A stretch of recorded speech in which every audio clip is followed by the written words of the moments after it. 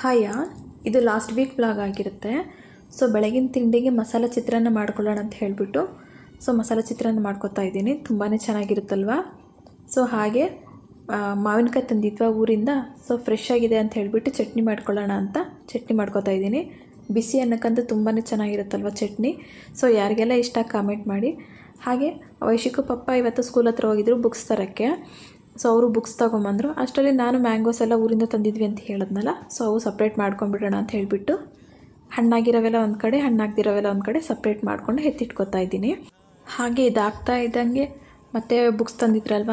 Wrapper ಹಾಗೆ ಹಾಕ್ಕೊಂಬಿಡೋಣ, ಮತ್ತು time ಸಿಗೋಲ್ಲ ಅಂತ ಹೇಳಿಬಿಟ್ಟು ಬುಕ್ಸ್ಗೂ ವ್ರ್ಯಾಪರ್ ಹಾಕ್ಕೊಂಬಿಟ್ವಿ. ಮತ್ತು ಹಾಗೆ ಕೂತ್ಕೊಂಡು ನೈಟ್ ಏನು ಊಟಕ್ಕೆ ಏನು ಅಡುಗೆ ಮಾಡೋದು ಅಂತ ಕೇಳ್ತಿದ್ನ. ಹೋಗಲಿ ತುಂಬ ದಿನ ಆಗಿತ್ತಲ್ಲ ಮಟನ್ ತಂದು, ಮಟನ್ ತಂದ್ಕೊಡ್ತೀನಿ ಮಾಡು ಅಂತ ಹೇಳಿದ್ರು. ಸರಿ ಅಂತ ಹೇಳಿಬಿಟ್ಟು ತಂದು ಕೊಟ್ಟರು. ಮಟನ್ ಸಾಂಬಾರು ಮುದ್ದೆ ಮಾಡಿದ್ದೆ, ತುಂಬಾ ಚೆನ್ನಾಗಿತ್ತು. ಹಾಗೆ ನಾವು ತುಂಬಾ ಅಪರೂಪ ಜೊತೇಲಿ ಕೂತು ಊಟ ಮಾಡೋದು. ಯಾಕಂದರೆ ಒಬ್ಬರಂದ್ರೆ ಒಬ್ರು ಇರಲ್ವಲ್ಲ. ಇವತ್ತು ಜೊತೇಲಿ ಕೂತ್ಕೊಂಡು ಊಟ ಮಾಡ್ಕೊಂಡ್ವಿ ಅಷ್ಟೇ.